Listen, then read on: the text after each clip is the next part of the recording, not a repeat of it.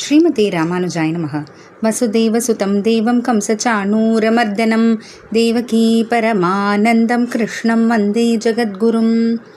நாள்தோறும் பகவத்கீதையில் இப்போ நம்ம பார்த்துட்டு இருக்கிறது க்ஷேத்ரஜ்ஞ விபாக யோகம்ன்ற 13வது அத்தியாயம்.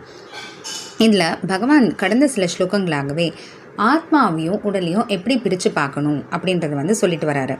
அந்த வரிசையில் இப்போ 27வது ஸ்லோகத்தில் பகவான் சொல்ல போகிறது என்ன அப்படின்னா, எப்படி பிரித்து பார்க்கணும், எந்த ஒரு கோணத்தில் பார்க்கணும் அப்படின்னு சொல்லி இந்த ஸ்லோகம் அமைஞ்சிருக்கு.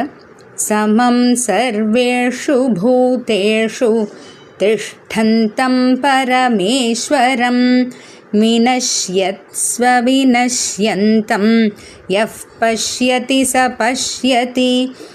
பஷ்யதி, யார் ஒருத்தர் இந்த கருத்தோடு பார்க்குறாங்களோ இல்லை இந்த கோணத்தோடு பார்க்குறாங்களோ, சஹ பஷ்யதி, அவங்க தான் தேகத்தை காட்டிலும் ஆத்மா வேறுபட்டதுன்னு சரியாக புரிஞ்சுக்கிட்டு பார்க்குறாங்க அப்படின்ட்டு எடுத்தோடனே பகவான் சொல்கிறாரு.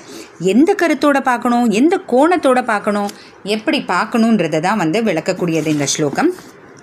சர்வேஷு பூதேஷு, அனைத்து ஜீவராசிகளுக்குள்ளேயும் சமம் திஷ்டந்தம் பரமேஸ்வரம், சமமாக இருக்கக்கூடிய பரமேஸ்வரனான ஜீவாத்மா. இந்த இடத்துல ஜீவாத்மாவை போய் பரமேஸ்வரன் பகவானே சொல்கிறாரே அப்படின்னு பார்த்தா, முன்னர் ஒரு ஸ்லோகத்துலேயே நம்ம இதை பார்த்தோம். தேகத்தை பொறுத்த வரைக்கும், இந்த உடலை பொறுத்த வரைக்கும் ஆத்மா தானே நியமிக்கிறது. ஆத்மா தான் இந்த உடலை இப்படி செய் அப்படி செய் அப்படின்னு சொல்லிட்டு ஆட்சி செலுத்துது இல்லையா.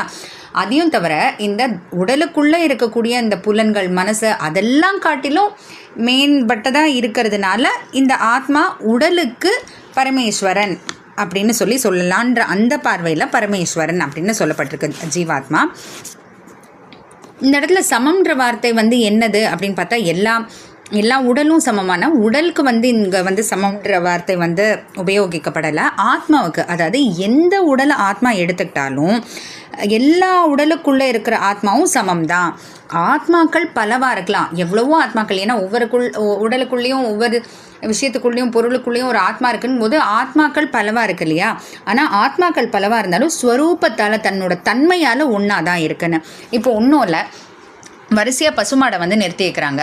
சிகப்பு கலரில் ஒன்று இருக்குது, பச்சை கலரில் ஒன்று இருக்குது, வெள்ளை கலரில் ஒன்று இருக்குது, கருப்பு கலரில் ஒன்று இருக்குன்னா, ஆனால் எல்லா மாட்டிலேருந்தும் வரக்கூடிய பால் ஒரே நிறத்தில் தானே இருக்கும், வெள்ளை நிறத்தில் தானே இருக்கும். அதே போல தான் ஆத்மா வெவ்வேறு உடலுக்குள்ளே இருந்தாலும், வெவ்வேறு உடல்களுக்குள்ளே, அதாவது தேவ உடல், மனுஷன், ஸ்தாவரம், இல்லை விலங்கு, அது போல் வெவ்வேறு உடலுக்குள்ளே இருந்தாலும் ஆத்மா ஒன்று தான் அப்படின்றத புரிஞ்சுக்கணும். அதனால் இந்த ஒரு கண்ணோட்டத்தோட யார் பார்க்குறாங்களோ, அதையும் தவிர வினஷ்யத்சு அவினஷ்யந்தம், வினஷ்யத்துனா அழியக்கூடிய உடலுக்குள்ள, அவினஷ்யந்தம் அழிவே இல்லாத நித்தியமாக எப்போதும் இருக்கக்கூடிய ஆத்மாவை யார் இந்த ஒரு கண்ணோட்டத்தோடு பார்க்குறாங்களோ அவங்க தான் ஆத்மாவை காட்டிலும், அதாவது தேகத்தை காட்டிலும் உடலை காட்டிலும் இந்த ஆத்மா வேறுபட்டது, உயர்ந்ததுன்னு சரியாக புரிஞ்சுக்கிட்டு பார்க்குறாங்கன்றது அர்த்தம்னு இந்த ஸ்லோகத்தில் பகவான் சொல்லக்கூடியது.